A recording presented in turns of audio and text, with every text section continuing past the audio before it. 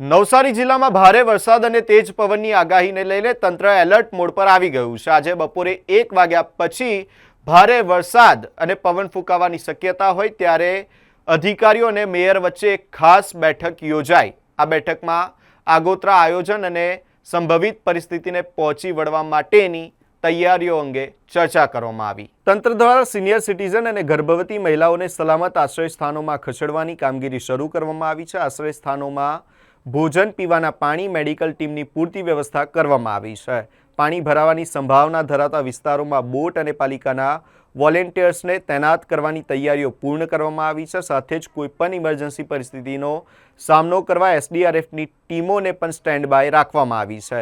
તંત્રએ નાગરિકોને સાવચેત રહેવા, બિનજરૂરી બહાર ન નીકળવા અને સત્તાવાર સૂચનાઓનું પાલન કરવાની અપીલ કરી છે। નવસારી જિલ્લામાં જે વેધર ફોરકાસ્ટ છે એ મુજબ કાલે 1 વાગ્યા પછી જે છે એ ભારે વરસાદ અને પવનની આગાહી છે। એના અનુસંધાનમાં મેયરશ્રી અને અમે અમારી સ્ટાફ સાથે અત્યારે મિટિંગ કરેલી હતી। એ મુજબ પહેલાં તો અમે આશ્રય સ્થાનો આઈડેન્ટિફાઈ કરી લીધા છે।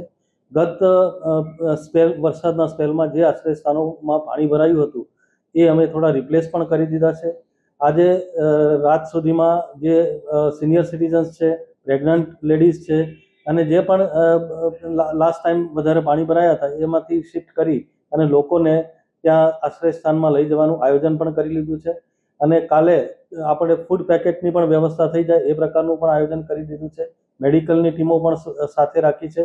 આમ તમામ પ્રકારનું આયોજન કર્યું છે। વત્તા બોટની પણ વ્યવસ્થા અમારી જે છે એ અલગ અલગ સ્થળો પર શરૂઆતથી જ અમે ડિપ્લોય કરી દેવાના છીએ અને એ જ રીતે અમારા વોલેન્ટિયર્સ અને પાલિકાનો સ્ટાફ છે એ અગાઉથી જ એ સ્થળો પર ડિપ્લોય થઈ જાય એ રીતનું આયોજન તમામ કરી દીધું છે।